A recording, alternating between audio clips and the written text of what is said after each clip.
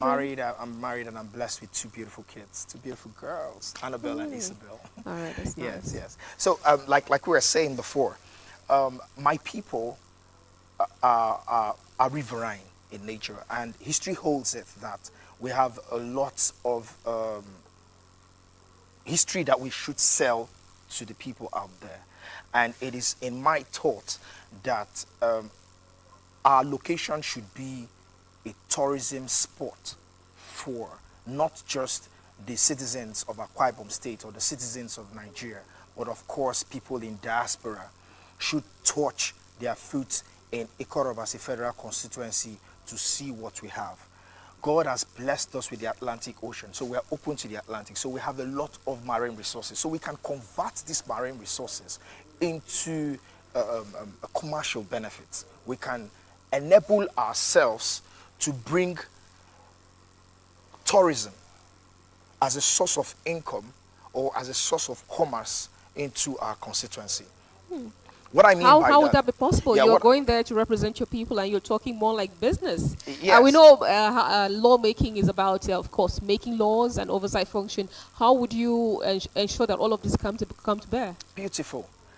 There are oversight functions, lawmaking, Mm.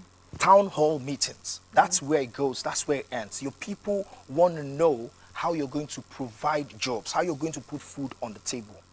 Away from delivering your services to the country, when you come back home, people want to see how you can provide jobs for them.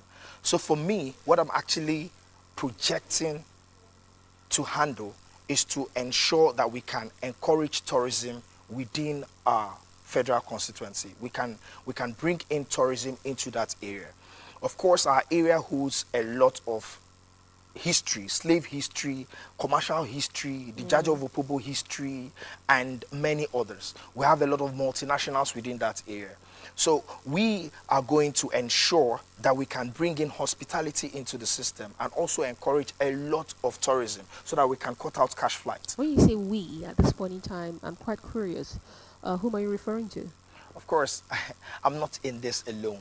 I Oh, have everybody behind me. all I have right. my family behind me. I Okay. have my team I behind was quite me. curious. Okay. So Yes, let's talk about before we get into all of that. Let's yes. people get to know the other side of you. Yes, you're an environmentalist and you have spoken very well at that. But the question will be, why politics? So people are curious. This You have a very sound background in education. You're pursuing your PhD at the moment, and now politics. People are curious. Why politics? What are you going to do there? I'm going to add value to public office. Already, I can manage myself, I can manage my companies, I can manage people, and as an environmentalist, I believe that there is value that can be added to public office. Oh, really? Yes, there is a lot of value that can be added to public office, bringing to bear the experience that we already have. Do you have those experiences? Yes, I do. Wow. I'm trained on occupational health. I'm trained in the oil and gas sector as well. And I am trained also in maritime commerce. Oh. Yes, I'm trained in maritime commerce. And I'm also a farmer, a great, great deal of farmer. So um, if we look at completely what our people lack, you would understand that the President Muhammadu Buhari's administration has already provided for us a lot that we need. It's just that we have not taken time out to key in into most of the opportunities that has been made available to us. There are lots of environmental intervention programs that are made available to us that we are not annexing. There are lots of NISAL grants. There are no lots of um, um, um, world financing programs that has been made available to people from our own end. And I am going to ensure as much as possible that our people are beneficiaries of these things. If you're elected, the elections will be taking place in 2023, and we're hoping that yes, the elections are not here, campaigns have not started, but yes, it's good to know what you have in mind for your people. Now, talking about your people, I'd like to ask you very pointedly here: how well do you know your people? How well do you know their challenges, and how well do you can you fashion out a way to ensuring that yes, these challenges will be addressed if you are, elected into office, if that happens I in know my people 2023. very well. I live with my people. You do? Yes. And I've understudied my environment, my people in the last 10 years, waiting for such a time like this. And I Do you know, have relationship with young people from your constituency? Do you have interactions with them? Do you have people you're mentoring in your constituency? yes, of course. Beautiful. Then let's talk Yes. about that very quickly. I'm mentoring a lot of people, especially people within the undergraduate sector. Sometimes really? I find time to touch base with the secondary school pupils, and I could also go and teach them environmental sciences, and sometimes I also teach them agriculture. I teach them on how to cultivate. Oh, really? And I also motivate young people to see that they can make money from agriculture. I encourage people to get into poultry farming because I'm also a poultry farmer as well. I teach people how they can make money, you know, just doing nothing, just by learning the habit of just putting something on the soil. When it starts raining, I encourage them a great deal in all of that. Beautiful. And I am actually coming into politics to be able to do something for our people that is not conventional, away from the conventional road building, lights, bringing in lights and bringing in schools, healthcare. Already the government is going to provide all of that. Let's talk about that now. Yes. We know politicians, people who are occupying members of parliament, do have constituency projects, and we see them buying keke, mini buses, even grinders, some even giving out wheelbarrows as their projects. I mean, you're talking about doing something away from conventional, the conventional things we see happen. What will you do differently?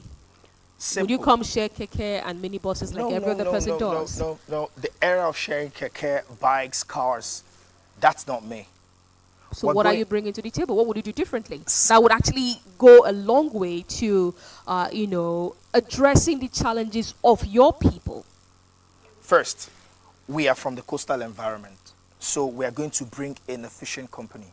We're going to empower our people to make sure that we're one of the best producers of fish. Number two, we invest hugely into agriculture by taking advantage of government policies and government interventions that are already available.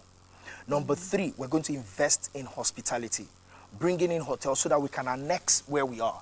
Where we are today is an environment, it's a tourism resort, basically. We are open to the Atlantic, and then we have a lot of tourism potential. So the best thing that we can do is to invest in hospitality so that we can reduce cash flights. We can have people from Lagos coming into Ikot Abasi to spend money and enjoy themselves. We can have people in diaspora coming all the way into Ikot Abasi to enjoy themselves.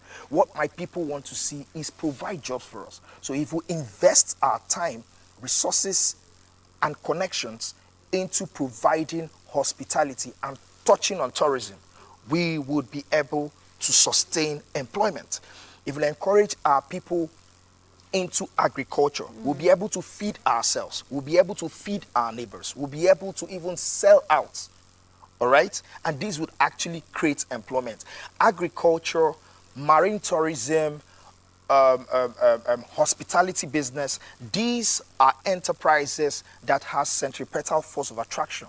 It means that when you put them, they are able to bring in many other kinds of businesses to themselves. And what our people lack is unemployment. So we're going to do that. Roads don't create employment. Lights don't create employment. Not that I'm saying that they are bad, but first, our people are hungry. Our people are hungry. Away from going out there and saying you want to be part of the government system, you also have to think about what you can do back home when you are attending these town hall meetings. The people who look at you are hungry. And one of the ways that you can make them not to be hungry is to provide them with jobs. I'm not promising that I'm going to be giving people white-collar jobs. But of course, what I have is what I'm going to give. What do you have? I have the knowledge of agriculture. Yes, I am so confident of that I'll be able to provide food for my people. When their belly is filled up, they will be able to think properly. A lot of people within my age bracket right now are not thinking. And the reason why they are not thinking is because they are hungry. So let's feed our people. Let's get our people on the job. Let's get them back on the street working.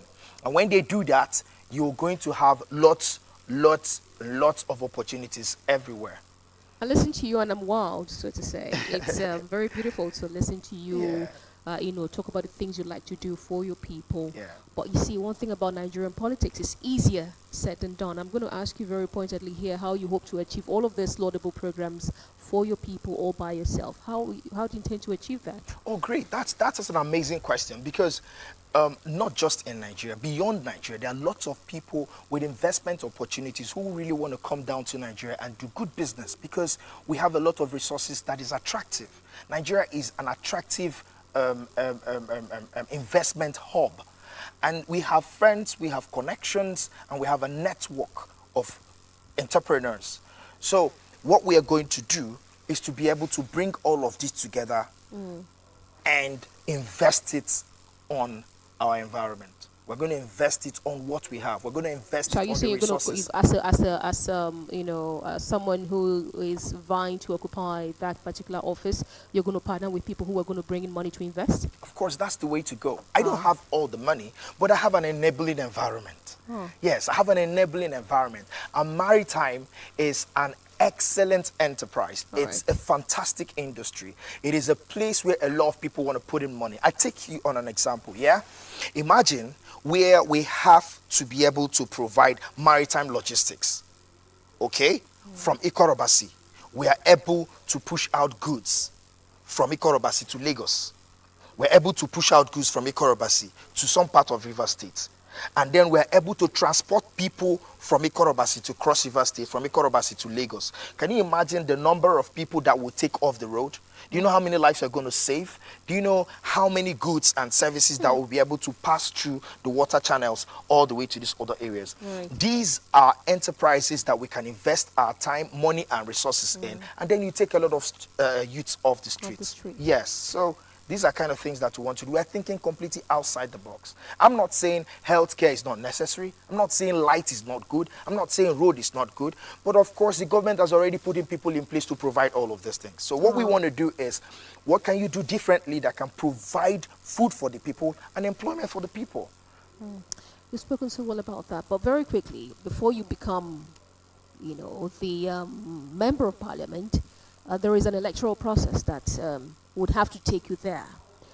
You are young, yes, you're young, and Nigerians at this point in time are clamoring for young people to occupy offices, and they're hoping and dreaming that these young persons will bring a difference, will bring change from the norm that they have over time. And we have seen also that young Nigerians, are becoming more involved and more aware as far as politics is concerned. I'd like to ask you what you make of that. You're almost out of time, but I'd like to get your thoughts on that. What do you make of the seeming awareness of Nigerians regarding the leadership recruitment processes into political office in Nigeria? People are saying, go get your PVC, be involved in politics, let your voice be heard.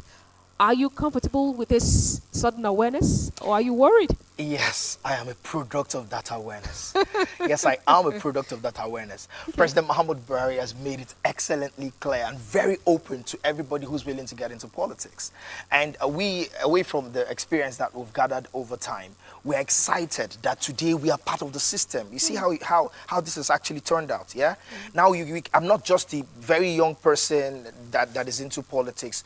We have a lot of young people, young minds who are bringing in new energy, new ideas into the system. And this is going to help the next administration come 2023. Really? The ballot of 2023 is going to be a change. There's going to be a paradigm shift from the conventional thing that you used to see before to what is coming up. Nigeria is going to become a new brown country. Absolutely, I'm telling you. Do you have faith in the electoral process? I have faith in my country. I have faith in the electoral process, and I have faith in the electoral act. It's the best thing that's happened to this country. So the elections, actually, yes, the campaigns are not here yet, but are you nervous in any way? Are you worried? Are you concerned? Nope. Or you think your A game is good enough to take you there? Nope. I am not scared one bit at all. I am confident I'm going to win this. Is this your first time in politics? No, have you been into politics before? Of course, I've been into politics. Tell us a bit about that. Yeah, I've been an aspirant for the council boss in 2017, and I also ran in 2019 State House of Assembly as well. Okay. Yeah, all on the All Progressive Congress, the APC. Oh, really? Yes. So, but I didn't come out this this strong when I did, my local government aspiration as well as my state of assembly aspiration wasn't this strong. But right now, God has made it so well that in Federal House of Reps, I emerged very strong. Like you already know, I'm a flag bearer representing the good people of Ikot Abasi Federal Constituency. What's the acceptance level like? Oh, Have you talked to people? Are they happy that you were representing them as a candidate of the party? Yes, of course. My people are excited that I emerged. They gave me all the support before the primaries. Okay. They've been with me. We've been talking. We have coordinators, and we've been trying to, incorporate a lot of our mandate into the minds of people to form a collaborative mindset, making the people believe that it is not a one system. It has to be a collective thing. We all have to do it together this time around. So there is huge acceptability, there is recognition, and there is this forwardness from our people, the excitement to create a change. Actually, it's already there, and my people so much believe in me that I would bring the needed change that we need for our people. Let's talk about the party now. Your party, the APC. Of course, at the moment in Akwa Ibom here, we know there are lots of people who may not be happy about certain things that are going on. Are you for reconciliation? Are you reaching out to people? Oh, great, of course. The tongue and the teeth usually quarrel, right? Yeah, so it's just normal. Disagreements are normal. That's what I want the people to know. Disagreements in political parties is very essential. Okay. It must come. Okay. That's where we charge ourselves up. Right. But of course, after darkness comes the morning. Did you reach out to other people who stood elections with you at the primaries? Yes, we have. They have called me, they've congratulated me, and we've had a few talks. We'd have very interesting discussions, and I look forward to working with them. Let me ask you here, Honorable Ernest Ntuk, are you going to represent your people for yourself? It's a question I love to ask people here. Are you going there for you, or you're going there for them? I'm going there for my people. Not for you? Not for me. All right. No personal gain? No personal gain. Of course, there would be some improvement in my life from now until I'm out. There will be some form of improvement. I kind of like your optimism, you talk about... you talk as though you're already occupying the office, even though the elections have not held yet. But so you're saying, look, there will be... you were saying something? Yes. There will be lots of improvement. Okay. Of course, in looking at me, there will be now and after. But of course, the pivotal reason why we are going into public office is to be able to improve the lives of our people. All right. We have to create sustainable livelihood. This is key. Providing sustainable livelihood for our people is key. All right.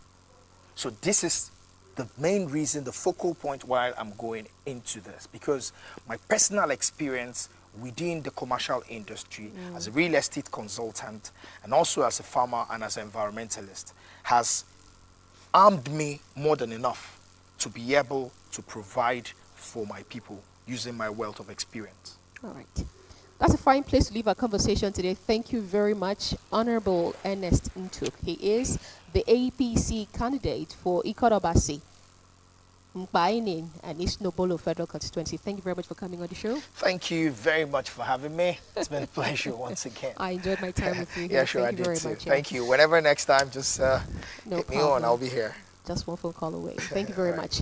To you who watched us from wherever you are across the entire world, thank you very much for tuning in. My name is Iris Emmanuel. Do join us again some other time as we play host to another candidate of the APC. That's the All Progressive Congress in Akwa Ibom here. Thank you very much. Stay safe, stay blessed. God bless you.